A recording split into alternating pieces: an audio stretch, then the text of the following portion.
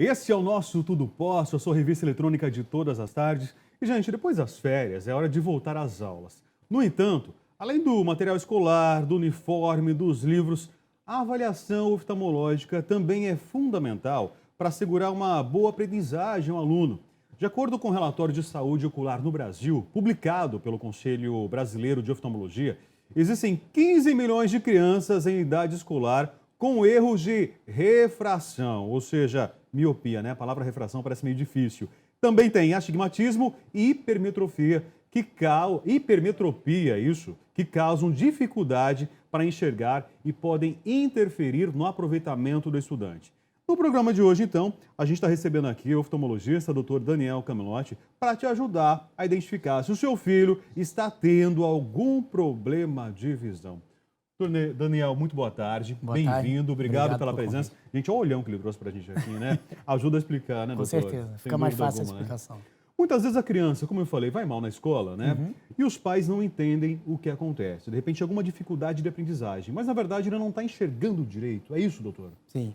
Em muitos casos, os pais se preocupam dizendo que ele não está interessado, mas na verdade não é o interesse. O rendimento, o aprendizado vai ser prejudicado porque ele tem aquela dificuldade visual. Então a professora vai escrevendo na lousa, ele tem aquela dificuldade, está sentado lá no fundo, ele não quer avisar que tem algum problema, não quer sentar na frente. Por vergonha, né? Por vergonha, não quer se perder dos amiguinhos que fez o fundão, estão lá atrás. Né? Esse é um grande problema. E com isso ele tenta copiar dos amigos, mas evita o máximo possível de avisar para alguém que tem um problema ocular.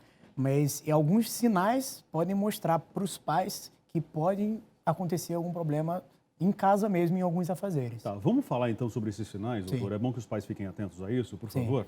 Bom, primeiro, dor de cabeça. Se o aluno, o filho reclama que chega do colégio com uma dor de cabeça, principalmente nessa parte frontal do olho, que ele costuma apertar o olho para enxergar. É praticamente ele está forçando a vista, é isso? Sim, e isso causa dor, porque a gente apertando, a gente consegue formar um buraquinho que a gente chama de buraco estenopeico, que todos os raios convergem para esse buraquinho e acaba melhorando a visão. Esse é o segredo do apertar do olho. Só que ele consegue formar um buraquinho que todos os raios que caem na retina perfeitamente convergem e você consegue enxergar mesmo tendo esse grau. Só que esse problema causa dor de cabeça. Se você está em casa, percebe que seu filho chega perto da televisão para enxergar, tem aquele problema de trazer tudo de perto, sente dor de cabeça, aquele franzir da testa, tudo isso são sinais. Tá? Vai ler um livro, vai ler uma revista, a criança tende, né, a aproximar cada vez mais. Também chega perto da visão, do televisão chega perto. Então, esses sinais são alguns sinais que mostram para o pai, ó, tá tendo algum problema e vamos dar uma olhada, vamos no oftalmologista ver se tem algo que a gente possa fazer e se existe algo por trás disso. Seria uma somatória de sinais, porque de repente a criança não se desenvolve bem na escola. Sim. Né? O professor começou a aproximar esse aluno para a carteira lá da frente. E aí dentro de casa, então, os pais acabam percebendo justamente esses sinais também. Sim, com certeza.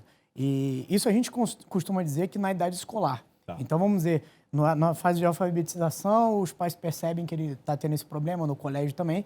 Mas antes dessa idade, vamos dizer, a partir dos 3, 4 anos, também é importante detectar se ele tem um problema. Porque, em muitos casos, a criança possui um olho bom, enxerga 100%, e o outro não. Ele pode ter um grau alto de miopia, hipermetropia, ou tem um estrabismo, que é aquele olho torto, e um olho só. O que isso acontece? Esse olho a gente chama de olho preguiçoso, que é a chamada ambliopia. Essa ambliopia, se a gente não trata isso até os 7 anos de idade, após isso não tem como a gente reverter.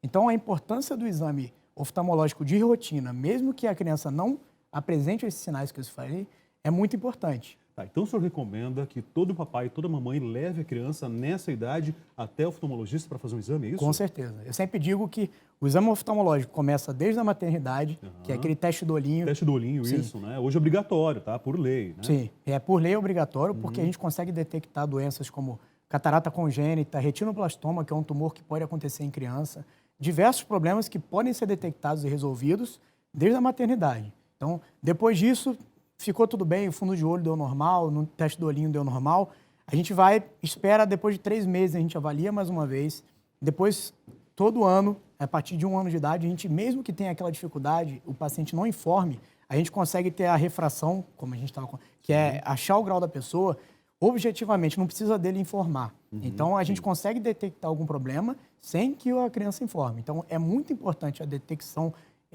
a gente detectar esse problema, mesmo que ela não informe, que existe esse problema de um olho só ter o problema, e a gente consegue tratar isso até os 7 anos de idade. Sabe, doutor, o meu medo é que muitos pais pensem que a criança está fazendo manha, Sim. né? Que é popularzinha frescurinha, Sim. ele está reclamando de dor de cabeça para poder chamar a atenção, quando na verdade o problema pode ser mais sério, né? Problema grave, inclusive. Sim, acho que por mais que o pai ache que seja mãe, pode ser que seja, mas eu acho que ele precisa marcar para a gente falar, não, é isso ou não é. Até um amiguinho nos colégios tem óculos e ele quer usar também, e aí começa a falar. Então, existe isso também. Só que se a criança está reclamando, a gente não pode deixar para lá.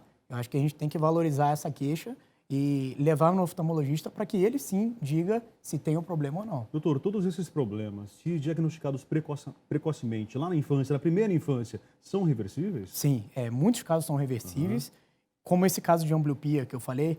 O que a gente faz? Se a gente detecta cedo, a gente acha o grau da criança, vai receitar o óculos, só que junto com isso a gente usa aquele tampão. Por isso que a gente vê muitas crianças com aquele tampão. Sim, eu já vi casos assim. Sim, e esse tampão o que ele vai fazer? Ele vai fechar o olho bom, que é aquele que ela está enxergando, e vai estimular aquele olho ruim, o olho preguiçoso, né? a funcionar. E isso acontece até os 7 anos, porque é a fase neurológica da visão, o desenvolvimento da visão.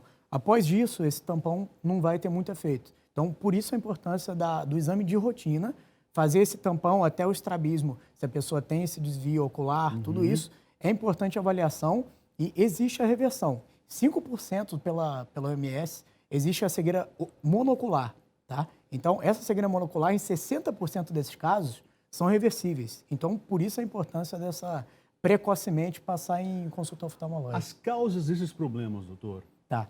São genéticas, naturalmente? Sim, algumas genéticas, como eu expliquei, a catarata congênita, que é aquela opacidade do cristalino, seria isso daqui. Vou mostrar aqui, ó. Para ficar mais fácil de entender. Aqui é a córnea, que a gente consegue ver que é a parte da frente do olho. Ok.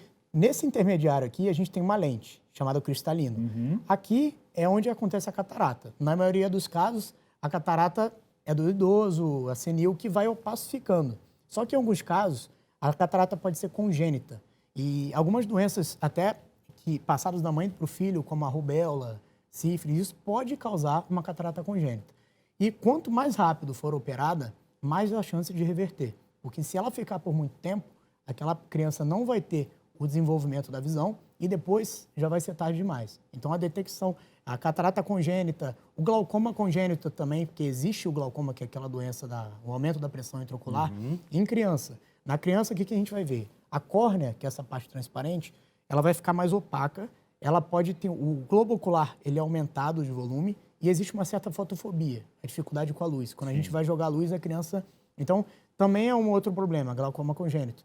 O retinoblastoma, que é aquele tumor aqui atrás, que seria na retina, também é algo que a gente precisa detectar precocemente e existem tratamentos para isso. Além disso, todos os graus, miopia, hipermetropia, astigmatismo, tudo isso detectando cedo, existe a chance de reversão. Então, essas são as causas. Nem sempre o tratamento é cirúrgico. Nem sempre é cirúrgico. Em grandes casos, em grande parte dos casos, como a hipermetropia, o estrabismo, até o estrabismo, que é aquele olho torto, muitas crianças nascem com estrabismo. E até os 4 meses de idade, vamos dizer que a gente permite um certo estrabismo.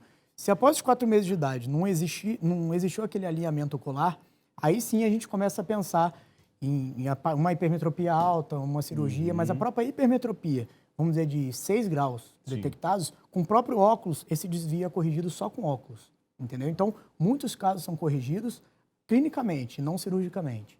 Eu já ouvi, inclusive, de muitos pais, né, que não querem que o filho utilize o óculos.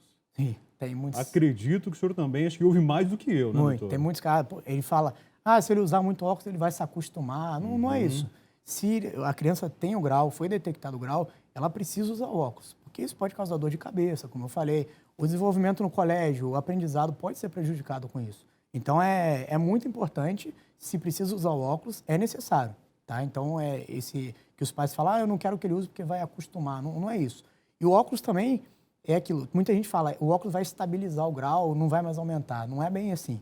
O organismo, se tiver que aumentar ou tiver alguma alteração no grau, o óculos vai ajudar a não ter dor de cabeça, vai ajudar nesse desenvolvimento da criança, mas não quer dizer que usar o óculos não vai aumentar o grau. Isso depende do organismo da criança. Lente para criança pode? Eu sou totalmente contra, Contra. porque a lente de contato, existe todos os cuidados, toda a responsabilidade em cima disso. Porque existe a limpeza da lente, existe aquele cuidado de não dormir com a lente, porque a lente é um anteparo que fica aqui no olho, e isso, se você dorme com a lente, a oxigenação do olho diminui, a lubrificação do olho diminui, tudo isso depende de uma responsabilidade. Então, eu faço de tudo para não indicar lente de contato em criança, porque isso pode gerar uma infecção de córnea, úlcera de córnea, são problemas graves que podem gerar até uma A cegueira. criança não vai ter a prática tipo, que um adulto tem, né, para poder cuidar justamente dessa lente, né? Sim, muitos Sem contar que eu já sei que muitos adultos perdem, né? Sim, muitos adultos têm Se essa adultos dificuldade. perdem, tem essa dificuldade, imagina uma criança, né, doutor? Com certeza. Eu acho que não é a indicação principal. Criança, a gente tenta corrigir com óculos mesmo. Os tratamentos hoje são mantidos pelo SUS? O SUS consegue atender essa demanda que nós temos? Então, muitos tratamentos, vamos dizer, detectar o grau da criança. Existem vários programas feitos para a gente poder detectar, mas existem muitas crianças e o SUS, às vezes, tem pouco espaço para tanta criança assim. Então, o próprio governo consegue fazer alguns programas para ir no colégio, mutirões e tudo. Tem um programa, inclusive, do governo federal chamado Saúde na Escola, né, que acredito que chega a identificar problemas como esse, não só na visão, mas também no organismo inteiro da criança. Sim, aí, sim. Né? E aí, quando o caso é mais grave, a gente acaba encaminhando para o hospital de maior referência que possa lidar com essa parte, mas em muitos casos a gente consegue corrigir e resolver o problema com óculos, com tampão. A ponto da criança, na fase adulta, não ter nada, doutor. Sim, existe a grande possibilidade. Se não, esse problema do grau, da ambliopia, se você detectar precocemente, tratar, existe a grande possibilidade do paciente reverter antes que chegue na fase adulta. Agora imagino, né, nessa vida doida que muitas vezes as famílias acabam levando, né? Pai trabalha, mãe trabalha, a criança fica praticamente o tempo todo na escola, no colégio ali. Muitas vezes a responsabilidade maior de identificar esses problemas é do próprio professor, né? Eles ajudam muito, os professores percebem isso. Chamar os pais para conversar, pedir a consulta oftalmológica, ele está tendo dificuldade no aprendizado. Então, o professor também participa, mas é claro que os pais são os principais nessa parte, mas os professores vão ajudar muito na detectar, falar, seu filho está tendo dificuldade, vamos marcar o oftalmologista, mas eu sou a favor de que a rotina, o exame anual da criança é muito importante. Porque você fala em anual, então? Eu digo sempre anual. Eu digo porque, como eu falei, em muitos casos a gente não consegue, a criança não demonstra aquela dificuldade e o exame anual é que vai detectar. Então, eu acho importante essa consulta anual da criança, por mais que tenha no início uma dificuldade de detectar, da criança informar, mas a gente tem algumas aparelhagens, algumas formas de detectar antes que a criança informe essa dificuldade. Doutor Daniel, para a gente encerrar então, vamos recapitular os sinais, né? Sim. Que os pais, as mamães, os avós, os próprios professores podem notar na criança algum comportamento diferente e que pode dar o sinal de algum problema na visão, então, por favor. Primeiro, então, dor de cabeça. A criança está relatando dor de cabeça. Aquele franzir da testa para conseguir enxergar Eu gostei da explicação desse franzir a testa, né? Você fecha o olhinho, é como se toda a iluminação, toda a luz, né? Sim. Que vem lá de dentro, o sinal, né? Que vem de lá de dentro, canalizasse para um pontinho só e facilitasse o olhar. Eu não sabia disso. Todas as luzes que entram por aqui, tudo essa parte transparente, elas precisam cair aqui atrás. Sim. Então, todos os raios que convergem e caem errado, ele consegue filtrar, vamos dizer. Então, esse buraco estenopeico, que a gente chama, consegue fazer ele enxergar, mas não perfeitamente, mas ajuda. Funil, né? Um funilzinho, que ajuda. Então, a ideia desse franzir dos olhos e apertar o olho para enxergar seria essa, tá? Então, é o franzir da testa, é o chegar perto da televisão para ler, até mesmo o lacrimejamento excessivo, aquela dificuldade com a visão, irritação ocular, olho vermelho, principalmente no final do dia, após voltar do colégio. Então, esses são alguns sinais que chamam a atenção. Mas eu sempre digo, não espere os sinais. Marca uma consulta de rotina. Existem, em alguns casos, que não precisam dos sinais para detectar o problema. Tá, e a dica que o Dr. Daniel deu no começo, né? 3 a 4 anos de idade, é bom procurar um oftalmologista, fazer o exame, todos os exames disponíveis ali, né? Sim, com certeza. A partir dos 3, 4 anos, até, em alguns casos, mais cedo. Crianças que nascem com retinopatia da prematuridade, desde ali no nascimento existem alguns tratamentos, mas aquele que não sente nada, precisa marcar 2, 3, 4 anos, pode marcar, mesmo que o pai pense, vai ter dificuldade de informar, não tem problema. A gente consegue ter algumas formas de detectar sem que a criança informe para a gente. Nossa janela para o mundo, né? Janela para o mundo. Cuidar do nosso olhar. Doutor Daniel, muito obrigado. Obrigado. Ótima tarde para o senhor. Obrigado pela presença, então. Né? Obrigado pelo convite. Gente, intervalo. E você sabia que pelas mãos o corpo pode ser funcionalmente controlado? Na mão humana, existem 345 pontos de acupuntura que, quando estimulados, permitem regular as partes correspondentes no corpo inteirinho. No próximo bloco, o terapeuta Alexandre Gameiro vai estar com a gente para falar um pouquinho mais sobre essa técnica e explicar para a gente como funciona. Tudo Posso, já volta.